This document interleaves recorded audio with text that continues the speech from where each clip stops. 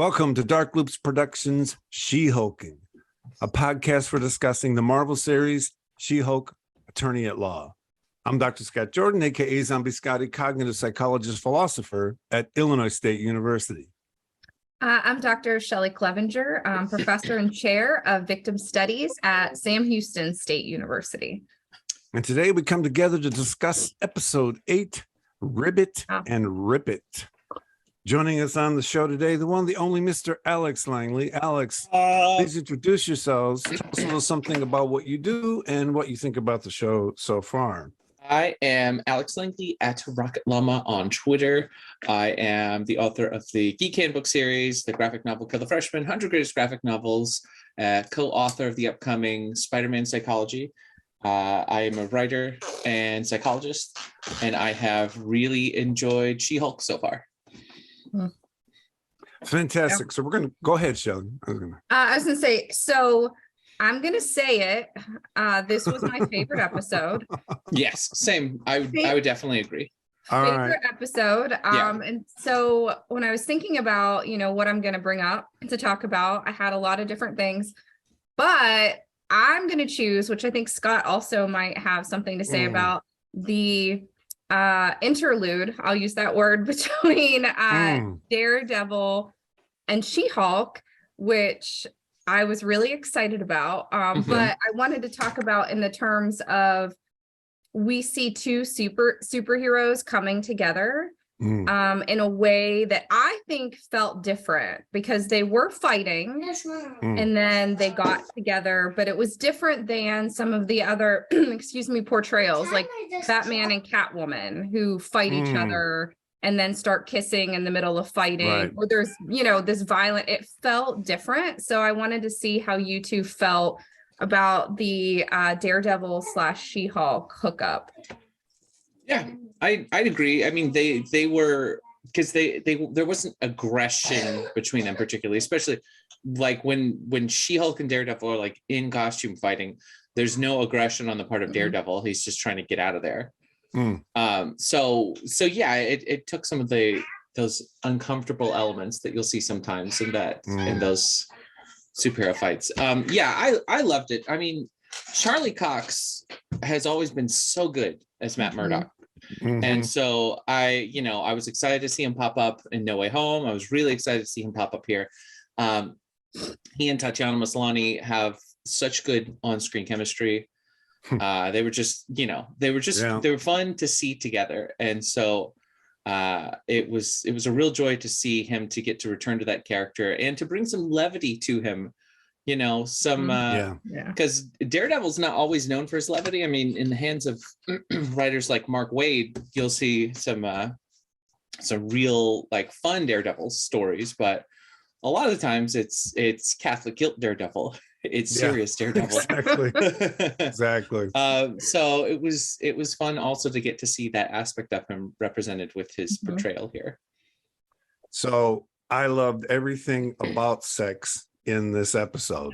I love the fact that they had gone through a fight together. That it was interesting. You mentioned levity. This was the first time we've seen Daredevil do comedy.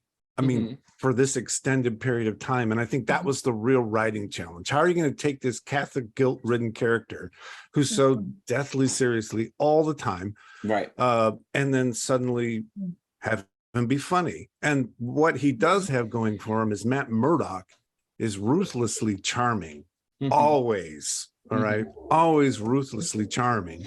And so that plays out here in the bar scene. What I love about what happened is after they fight and they're talking and they're arguing about who was the lead superhero in a very flirtatious kind of way, because he moves into her. We know what's going on, right? And she said, you guys are seeing this too, right? She says, so when you have to go back, and he goes, oh, I have to go tomorrow. And he says something about getting dinner. And she says, well, we could just skip all of that. And what I love about it is her sexual, the word aggressions come to mind, but that's not the word. Her forwardness. Right? She knew what she wanted. She felt safe, and she asked for it. And I think it's so terribly important to show that, right? And then I'll just say, at the end of the show, when we see her watching the screen and she sees her family seeing her having sex, that's the other side of guilt for her. I mean, she is a sexual being. So why should she be upset that someone filmed? I mean, she's upset that someone filmed her having sex, and that's a very vulnerable thing to film. I just think it's part of our uptight culture that somehow you don't want people seeing you in that space. Perhaps the reason we're so uptight about it is very cultural. Yeah. And so she has these sexual, I don't even want to use the word liberating, because she was just doing what she wanted. There was no one to liberate her. She did what she wanted. And then at that final scene, she once again, she kind of feels slightly punished for being sexually forward. So I loved everything they said about sex in this episode. I thought it was very forward thinking. Yeah. I wasn't expecting revenge porn to essentially, to be part of a Marvel plotline, but it's sadly something that happens a lot, and I am interested to see them address it. And luckily, since we're dealing with superheroes here, we're probably going to get to see a lot of satisfying blunt force answer to that, which I'm looking forward to, because it's something terrible that happens very frequently because we live highly electronic lives. Oh, and so there are a lot of crappy guys out there who take advantage of that. Yeah, which is why I loved that she smashed at the end. Yep. I loved it. And I love the Hulk. So I loved that was her reaction, because I think a lot of people who have been victims wish they could do that. They wish, especially women wish that they could get angry like that and have that reaction. The difference, though, between her and the Incredible Hulk is when they confronted her with the guns, she put her hands up and stopped, whereas Bruce might not have. So I actually loved, she got mad, but then she's like, okay, all right, like it's done. Yeah. Well, I mean, it kind of ties back to that speech she gave Bruce in the first episode about having had to manage her anger so much longer, which that speech, I was a little mixed on that speech, because I like the content of it a lot. And I feel like she could have directed that at any other human man on the planet. But I was like, but she is talking to the Hulk, a guy who's had to really, really, really consciously manage his anger. And from the reaction that I saw online, there's so many people who lost the core content of that speech and instead focused on the fact that she was lecturing the Hulk about anger. It kind of bums me out, because it was a really good point. And I feel like that had it been written slightly differently, I feel like that point could have landed more strongly with the audience as well. But it also ties into kind of a theme that we're continuing to see throughout She-Hulk, which is not just She-Hulk, but just women in general having to grin and get through it so much more than men do. Like all the time, Alex. All the time. Yeah. Like her fancy coworker, the gal who's in Hamilton. Yeah. Mallory. Yes. Like her. Well, what's it like to be a female lawyer? You do twice the work for half the recognition, and then you have to answer stupid questions like that. Yeah. That whole sequence of answers was just brilliant. Yeah, because the first one we get is like I love it. The very pat answer, the Miss America. Yes, it's terrific.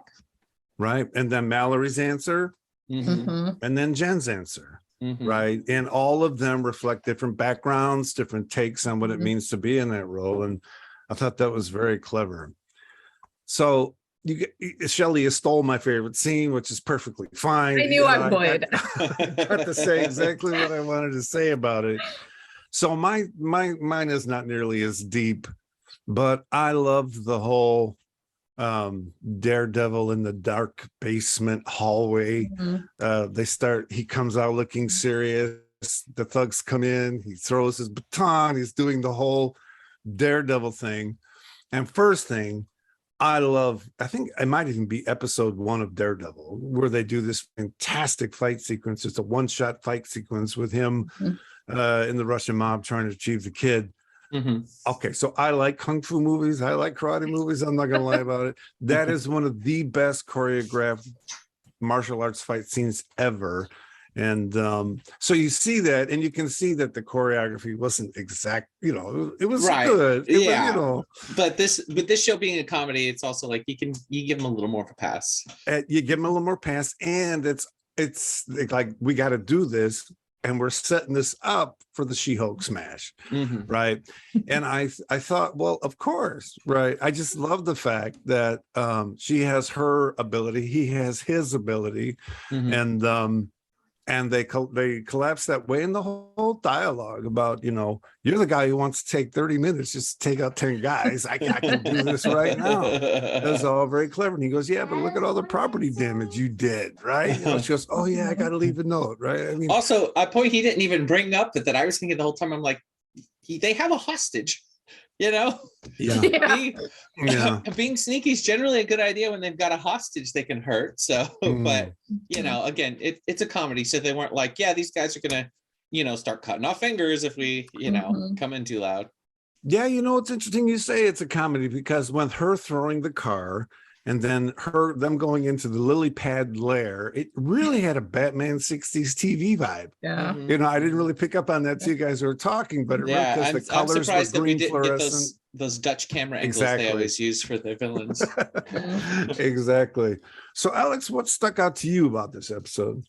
If we're going to talk about any just kind of like small favorite little details for me, it is Daredevil walking home after his hookup, and he's barefoot walking in the grass, he's whistling, he's like, how you doing, to the person walking by, like he had a good night, he saved somebody, he met a great girl, like it was just a good night for him, he's having a good time in the morning. A good night.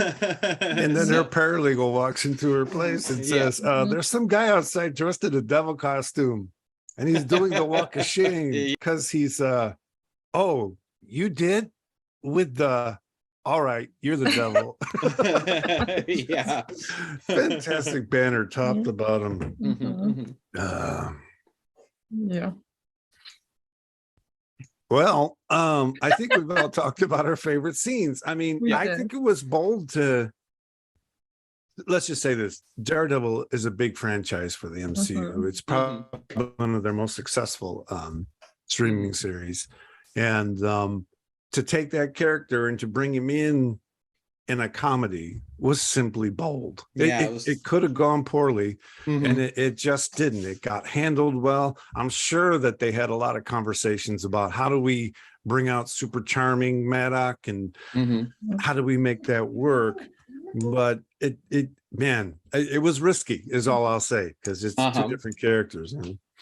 I liked it. I don't mind Daredevil. I'm not a big fan the way that you are, Scott. Yeah, I loved seeing it be more fun, and more funny. And I don't just mean Daredevil, I mean like a lot of the things in this show, because Marvel movies and shows are very serious all the time. Yeah, they'll have quippy banter, but they're generally pretty serious throughout. And I enjoy the more lighthearted, where maybe, we do have a serious issue or it's a serious mission, but we're still like there's laughter, or it's funny.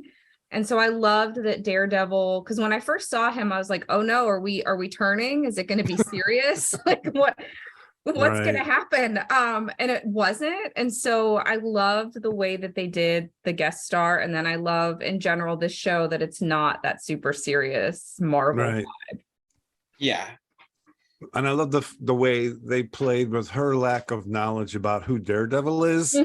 So they're at the bar and he's doing the whole us them kind of speech, and she goes, "Ooh, look at Matt Murdock with a double life. How does he do it?" I mean, that's just brilliant writing, you know. And the thing is, you only get that if you're a Daredevil fan, right? And then when she pulls his mask off, yeah, boy, she just yanks that mask right off. Yanks it off. Once again, hilarious. the superheroes really need to figure out, like, to adhere the masks better.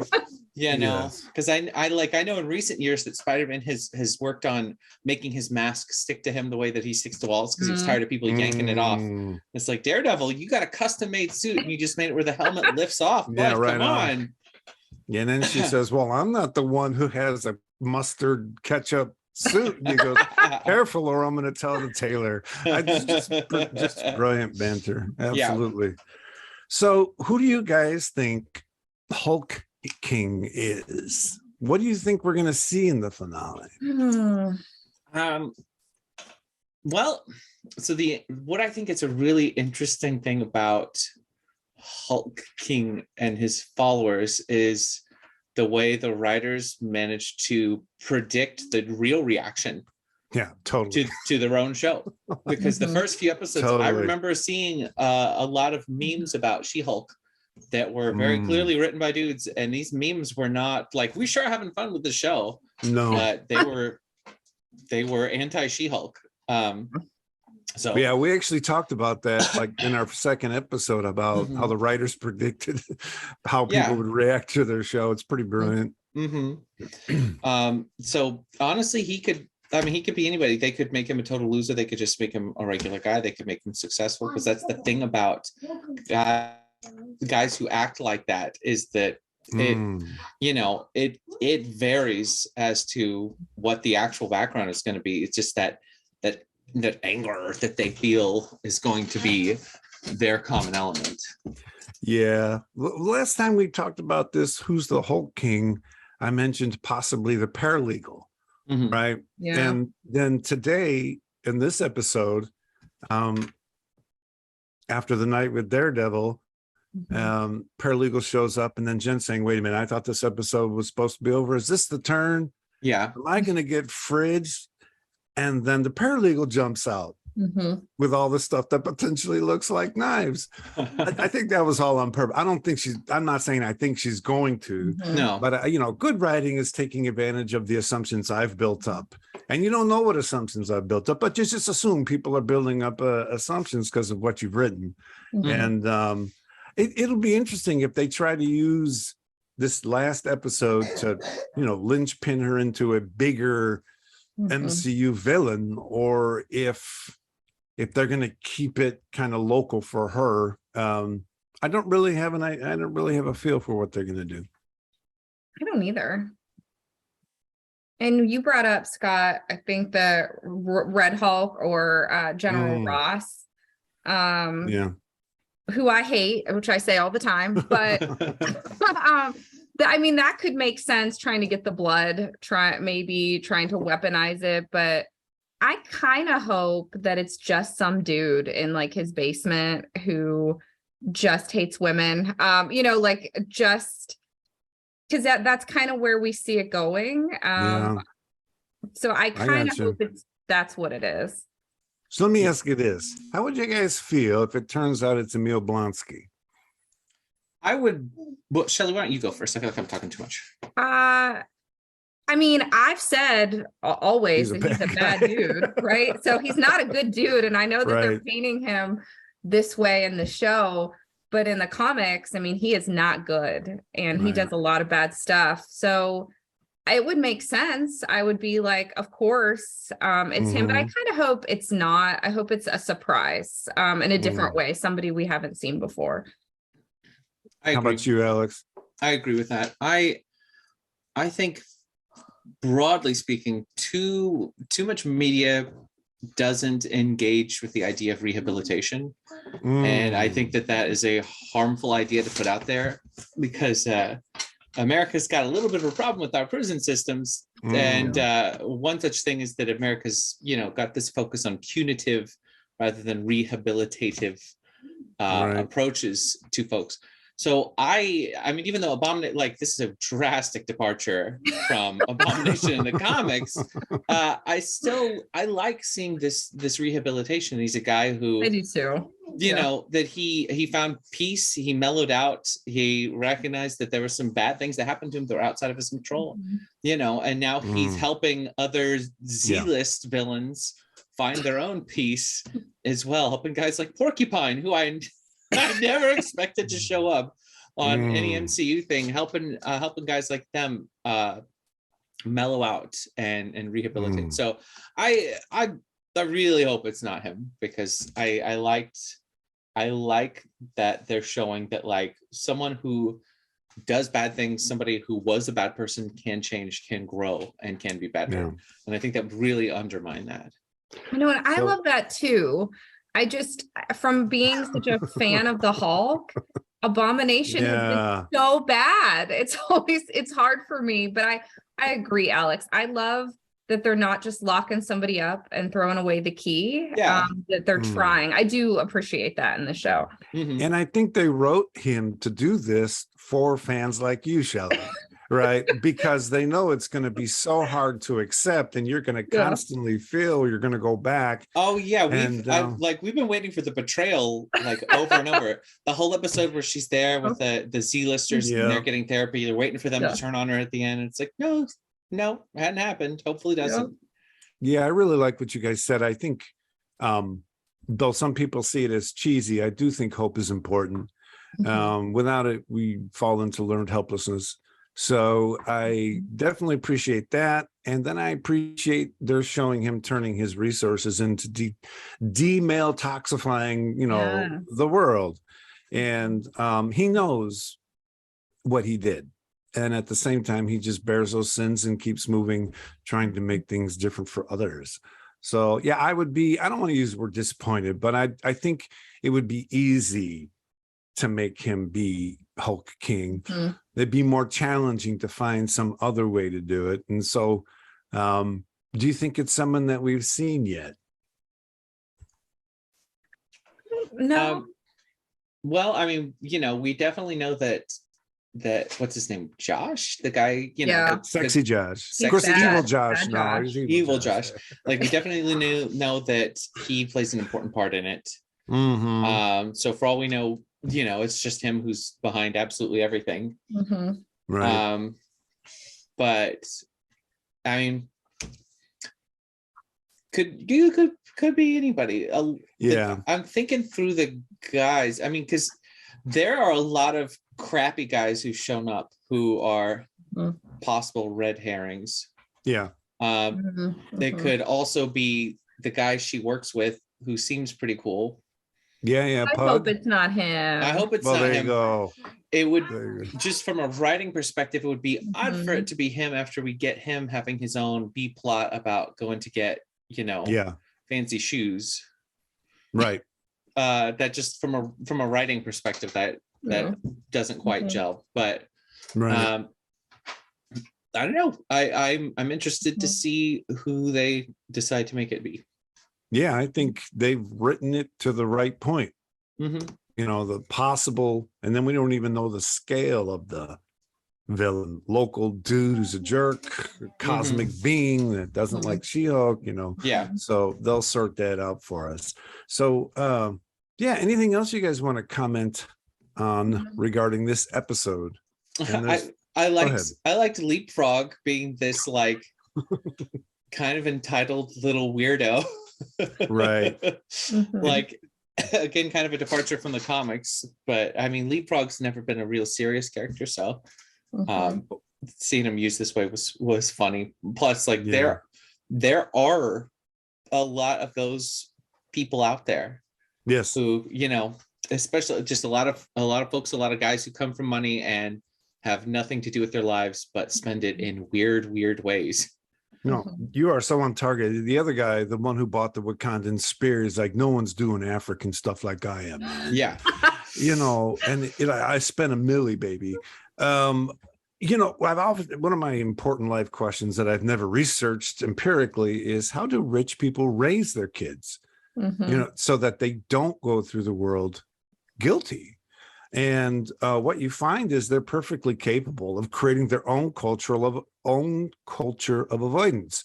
So they create competitions like buying stuff that other rich kids don't get to buy because they don't have as much. So they create their own world of conflict and struggle, because that's what we're going to do, right? We're not going to sit there and feel guilty all day. So we're going to create a world where we somehow feel we've achieved, and you're going to achieve by spending a milli. And what I love about the current conversation about privilege is when that conversation started, and we were using that word extensively in professional settings, we were looking at the professional sort of implications of that life, right? What I love about now is just looking at how that mindset comes to be. And you see, is they're going to create their own world of struggle. And I don't know, that's something I just find fascinating, because their brain's not going to sit there and wait to feel bad. You know, if it does, then we're going to assume someone needs help, right? No, it's going to be an active agent. It's going to go out in the world and find ways to esteem itself. It's going to find ways to feel worthy. And that's how it does it. And I just thought that was very, very clever. Yeah. And of course, he didn't read the instructions or listen to the instructions. Yep. Classic. Yeah. Yeah, no. No, I didn't, love that part. No, and then just the childishness of, you put jet fuel in there, you didn't. No, I really didn't. You know, I mean, come on. But that shows the level of accountability. He can't even lie well. Yeah. Because he's never had to. Yeah, it's not a skill he's had to focus on. To develop. He seems like the kind of guy who was raised by a rotating army of nannies. Yeah. You know? Yeah, exactly. Exactly. Yeah, which I like every week that the writers sort of poke fun at these kind of male types, like different male types that are problematic in some way. And I felt like they did a really good job this week with this one. And also the revenge porn, the online, like that whole, I think, you know, one of the things that I love about She-Hulk is that they are uncovering these things as opposed to the traditional Marvel that doesn't address. Right. And I know some people don't love that, or they don't love the social issue type stuff, but I love seeing that. And I love that they poke fun at it. Yeah. And also the folks who want to keep social issues out of our stories. It's like all stories are going to have something to say. That's what makes them stories. And also Captain America's first issue, the cover of it is him punching Hitler, who was a living man then. Exactly. It's punching Hitler in the face. It's like superhero stories have always inherently had something to say. Spider-Man at his base is about class struggle. It's about ostracization. It's about something. And so the ones who are like, you know, keep these kind of social commentary out of my stories, what they're really saying is this is making me uncomfortable, and it's making me reflect on things about myself that maybe I don't like. You know? No, you're absolutely right. These series that the MCU is doing is keeping them relevant. It is. Right. Because if they were to just tell, you know, how much hate email, you know, did Black Widow ever get? Right. We don't know what the social media war against her. I mean, in her character. Right. We never heard anything about any problems she was having, except maybe a relationship problem with someone in the, you know, one of the superheroes. Right. That's not going to fly. That's just not going to fly anymore. So these little vignette series have provided MCU a way to plug itself into many different issues incredibly well. You know, including Wanda, except when she shows up in Multiverse of Madness and isn't held accountable. Yeah. I keep harping on that. I'm sorry. Yeah. No, listen, you're right too. Because WandaVision was so terrific. And the Multiverse of Madness was like, well, what if we disregarded all of the great character growth and character stuff that happened? No, it's too bad. Elizabeth Olsen would have been up for more complexity too. That's the thing, is she was fantastic in Wanda. Yeah. And I don't know if it was Sam Raimi that did it right. I mean, he wanted to make a MCU horror flick. I totally get that. And look, And he did. He succeeded. did. Absolutely. You got Zombie Strange. we got Mr. Fantastic turned into hot dogs. Like it's exactly. It was pretty horrifying. Exactly. Okay. All right. Anything else that you guys want to talk about in this episode? I think that hits everything for me. That's episode. Interesting because I think so. We all loved the introduction of Daredevil, right? Mm-hmm. And I do think the introduction of Daredevil was the narrative heft of the episode. In other words, how are we going to do this? How are we going to do this well to mix comedy with his drama? Mm-hmm. And once you've talked about how they handled everything around that scene, there's more, right? But the final scene for sure. It for me, it felt like, well, this one wasn't just about Jen.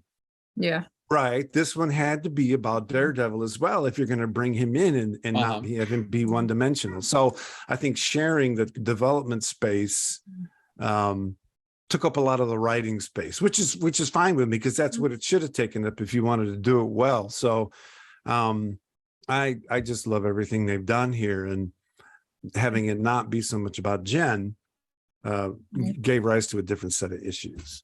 All right, then. Anything else? Just can't wait to see what happens next week, because next week is the finale. Yeah, I know. Looking forward to the finale. I know. Yeah, it should be a blast. Absolutely. All right, then. Well, Alex, why don't you go ahead and tell everyone where they can find you on social media? All right. I am at Rocket Llama on social media. Just look up Rocket Llama. You'll find my site. You'll find my socials. And yeah, my next thing is Spider-Man Psychology, which will be dropping right around the next Spider-Verse movie. Oh, very cool. Well, congratulations on that. And thank you so much for joining us today. Thanks for having me. This is fun. Yeah, it was fun. How about you, Seth? How about you, Shelly? Social media. At Dr. Clevenger on Twitter. Fantastic. You can find all episodes of She-Hulking on YouTube at the Dark Loops Productions channel. If you want to write in, tell us what we got right, tell us what we got wrong, feel free to do so on this YouTube page, or send an email to darkloopsproductions@gmail.com, and we'll be sure to read it at the end of our next discussion. So there it is. From all of us to all of you, big hugs, and remember, smash the patriarchy. Bye.